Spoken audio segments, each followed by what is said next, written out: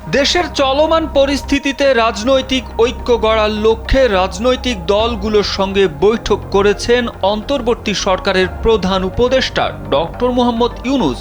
বুধবার foreign service একাডেমিতে এ বৈঠক অনুষ্ঠিত হয়।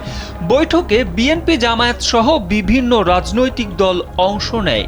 এ সময় বৈঠকে অংশ নিতে গিয়েও আমন্ত্রিত অতিথিদের তালিকায় নাম না থাকায় ফিরে যান লিবারেল ডেমোক্রেটিক পার্টি এলডিপির সভাপতি কর্নেল অবসরপ্রাপ্ত অলি আহমদ বীর বিক্রম।